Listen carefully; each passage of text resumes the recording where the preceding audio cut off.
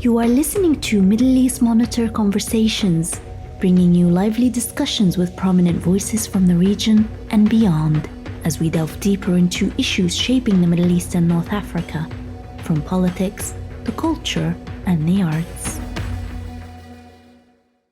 Hello, welcome to MEMO Conversations. I'm video producer Osman Butt. The 2013 to 2025 Israeli war on Gaza is already being called the worst and most traumatic event in Palestinian history by some scholars, historians, journalists, and many Palestinians too. While we have a ceasefire and some are arguing the new US presidential administration of Donald Trump as being a factor, what has been the last 15 months done for the US reputation as a peace broker in the Middle East? Joining us to explore all of this is Khaled Elgindy. Khaled Elgindy is a visiting scholar at Georgetown University Center for Contemporary Arab Studies. He is also the author of a 2019 book, Blind Spot: America, Palestinians from Balfour to Trump. Elgindy previously served as director for Middle Eastern Institute program on Palestine and Palestinian-Israeli affairs from Jan 2020 to January 2025. From 2010 to 2018, he served as a resident scholar at the Foreign Policy Program at Brookings Institute. Prior to arriving at Brookings, he served as an advisor to the Palestinian leadership in Ramallah on a permanent status negotiation with Israel from 2004 to 2009, and as a key participant in the Annapolis negotiations of 2007 to 2008. Khaled, welcome to MEMO Conversations. Thanks for having me. So we obviously now have a ceasefire in Gaza, and what do you feel though, thinking about this now? I mean, obviously we can now sort of analyze a bit more about what the meaning of the last 15 months has been, but in your estimation, how do you feel historians will judge US President Joe Biden and his handling of the conflict for the last 15 months? Yeah, I mean, I've been clear in my criticism of the previous administration of Joe Biden. It, I think, has been a complete failure in almost all of its objectives that it set out after October 7th, with the sole exception of providing Israel with the means to degrade Hamas. Every other aspect of its failure has been, every other aspect of its policy has been a failure. Attempts to mitigate harm to civilians, trying to keep the war from expanding to the rest of the region. Both of those have been a failure, but I think most importantly, it will be remembered as a diplomatic failure. First and foremost, because they spent the last 8 months with the almost identical ceasefire that was signed just a few days ago on the table, and were unable to reach that goal up until the literal last days of the Biden administration. And so there was so much time lost, so much unnecessary death and destruction that followed. This deal could have been had in May had the administration put even moderate pressure on the leadership of Prime Minister Netanyahu, but it chose not to. So I think its record will be one of failure. It's quite interesting to think about this because, of course, over the last year or year and 15 months, we've seen constant reports coming out, sort of leaking out of the administration, or Biden's privately trying to push for things, but Netanyahu's not interested. He's personally angry about some of Netanyahu's broken promises. And even in Bob Woodward's book, War, the administration seems to be doing more for a ceasefire, at least in that version of the account. What do you sort of make of all of those reports? Are they to be taken seriously, and how should we sort of understand them? Well, I mean, there was a lot of motion toward a ceasefire. There was quite a lot of energy spent in the direction of a ceasefire. But the one thing that would have changed Netanyahu's calculations, and that is to pay any kind of cost or possible cost for continuing the war, that's what was missing. And so, all of Secretary Blinken's shuttle diplomacy, all of the many other the dozens and dozens of meetings held in Cairo and Doha and elsewhere weren't going to amount to much if you couldn't change the fundamental calculations that were fueling the continuation of the war. And that had to do with Prime Minister Netanyahu and his need to prolong the war for as much as possible so that he could remain in power.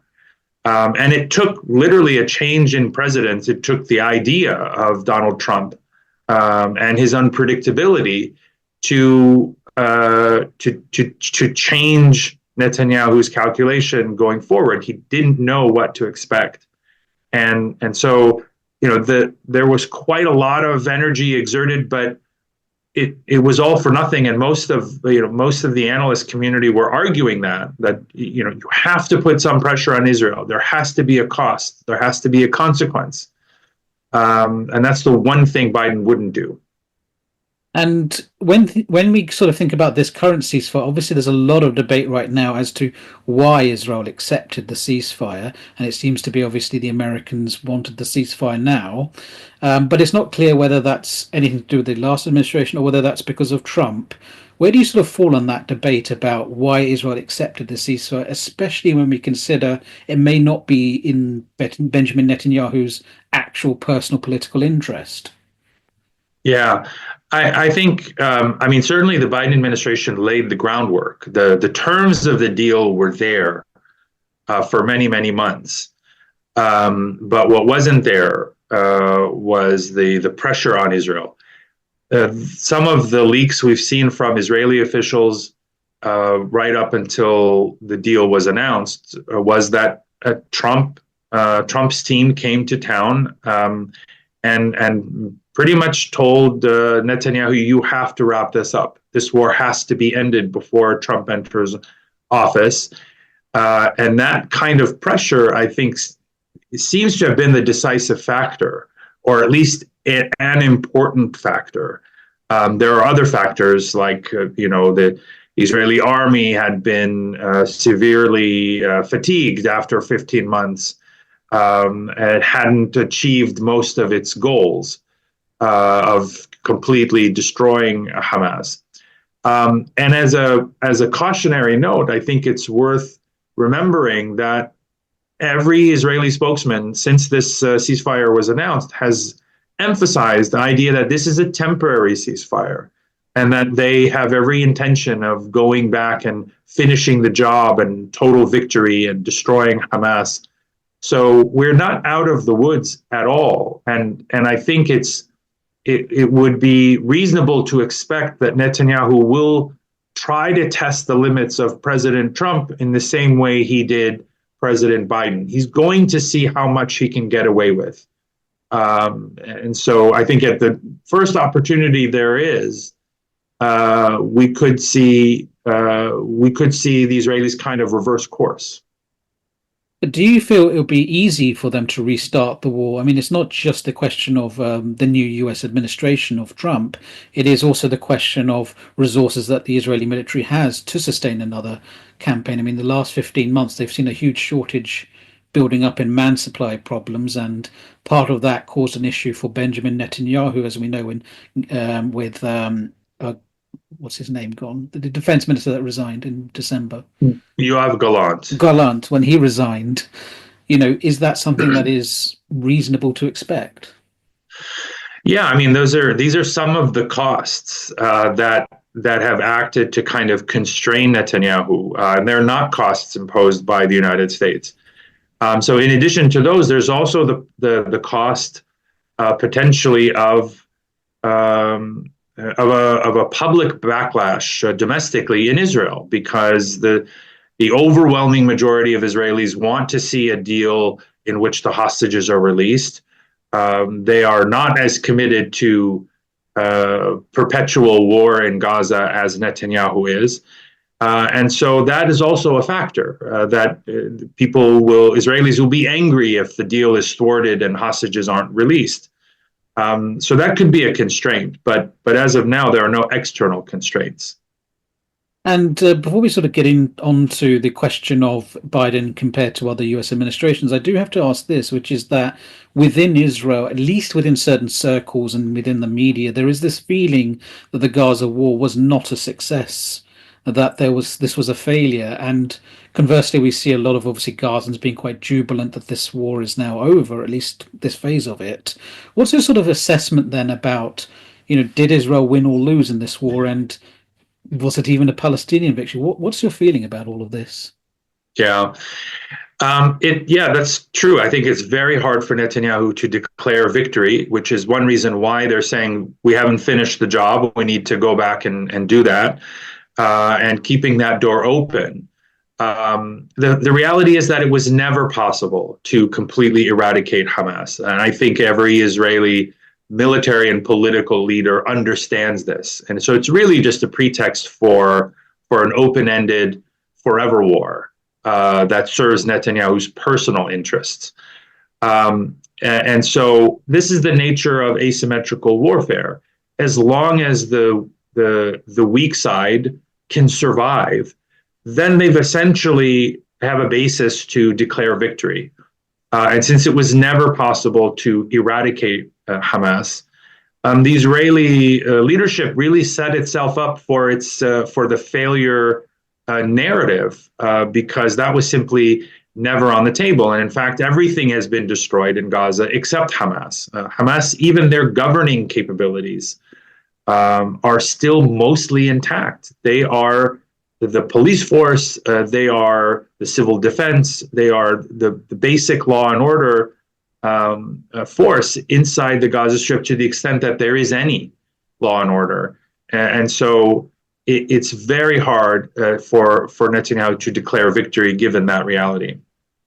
So now we turn to sort of Biden in comparison to other US presidents, because this is always an interesting point of to think about, because of course there is this idea, which is quite accurate in a way, is that the US is very close to Israel, and the US has done quite a lot for Israel in previous administrations as well as the current one. So to your mind, how does Biden compare to previous US presidents, and from what you can tell?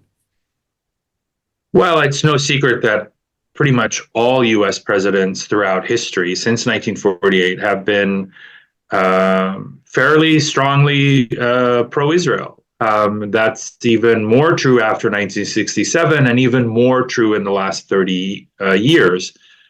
So we've seen this gradual increase in the extent to which U.S. administrations are kind of supportive of Israel.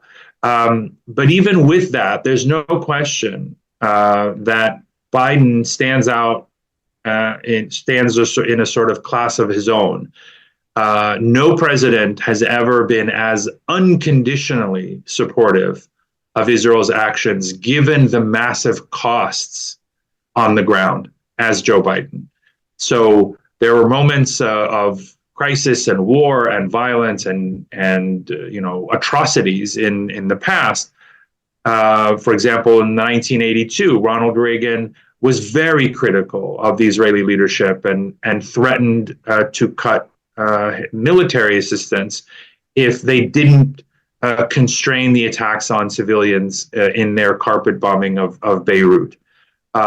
Even after the 9/11 terror attacks in the United States, President George W. Bush also had red lines for then Prime Minister Ariel Sharon. There were certain things that he was instructed you cannot do, you cannot go too far. We've never seen this level of violence, and yet the Biden administration, I think one of the key catastrophes very early on in this war, in the fall of 2023, is they openly and explicitly declared that there were no red lines in terms of Israel's conduct, and Israel took that quite to heart.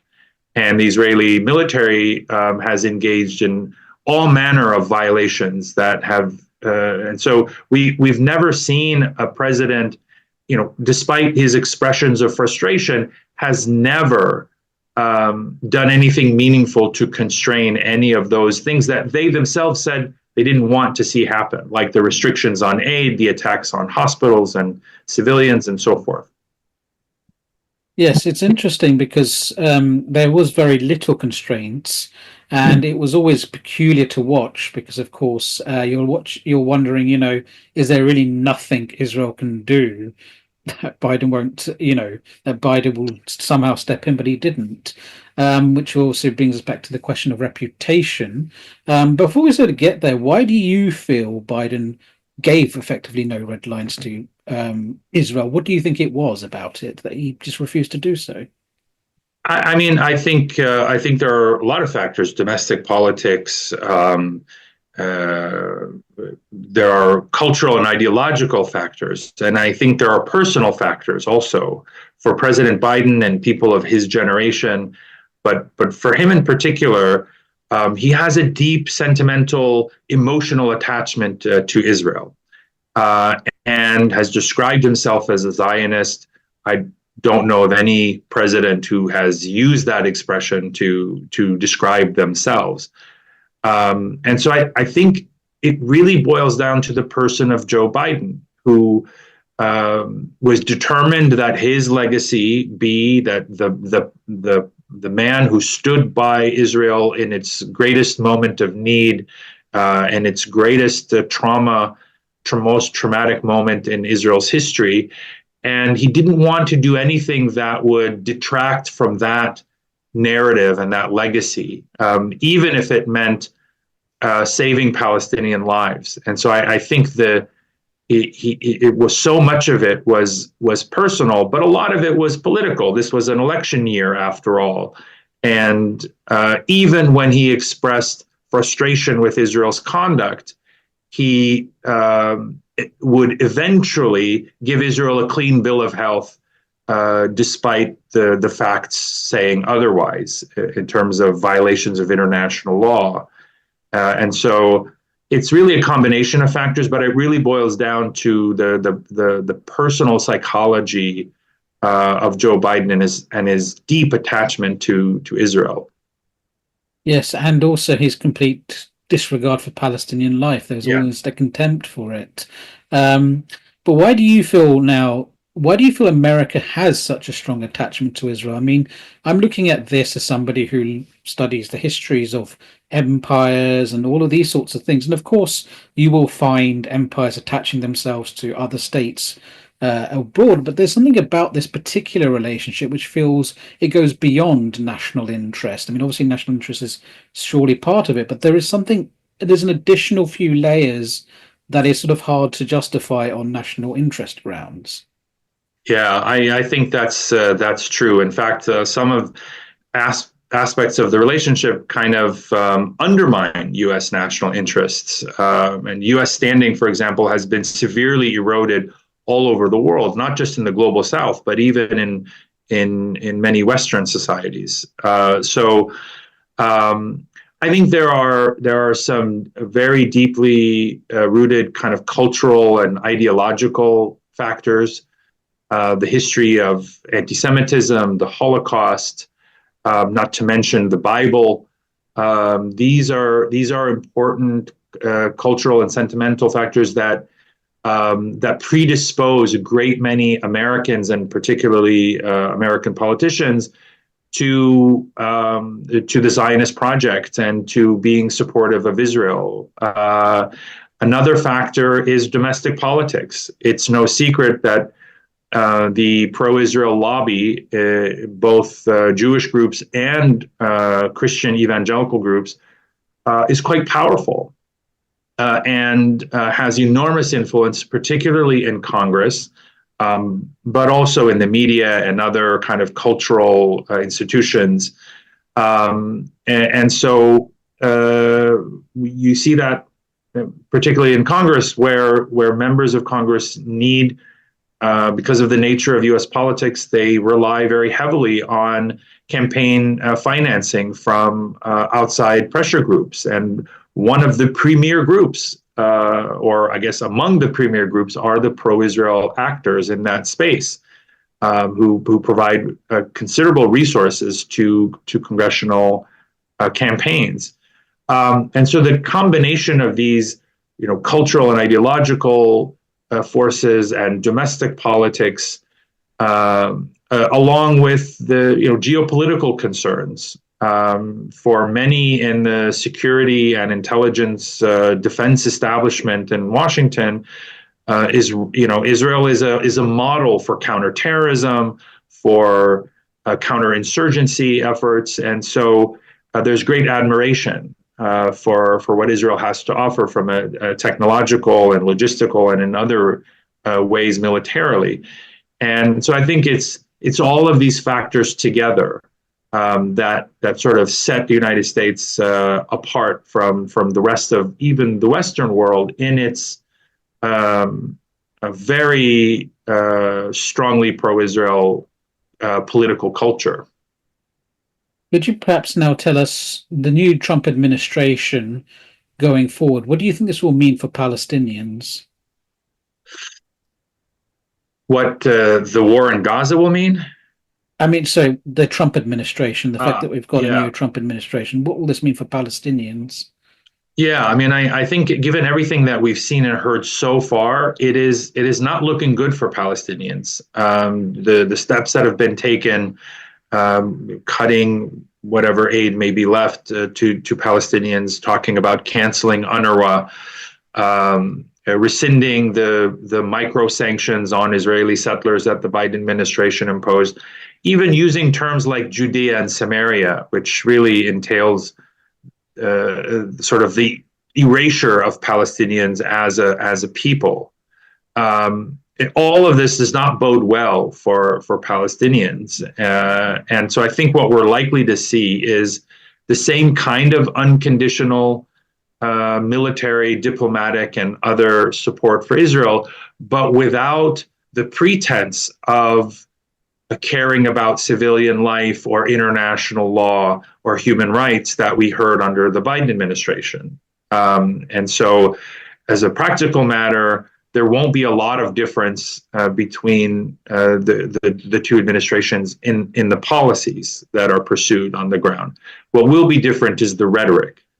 And so, oddly enough, the Trump's rhetoric will be much more aligned with its actions than the Biden administration, where they talked about international law while at the same time completely eviscerating it by continuing to supply Israel with weapons that they themselves believed were violations of were war crimes. So I think that's the biggest change that we're likely to see is the absence of that hypocrisy, but the practical result will be the same for Palestinians, and that is erasure and continued violations of their rights. So you don't feel Trump will actually be, beyond rhetoric, that is, worse than the Biden administration? He could end up being worse in the sense that he will allow Israel to do what it wants in both Gaza and the West Bank. At least under Biden, there were some constraints on Israel's conduct in the West Bank. The sanctions on settler terrorists, for example, was one limited example, and there were attempts there to try and stem the violence, but we're not likely to see that same approach from Donald Trump.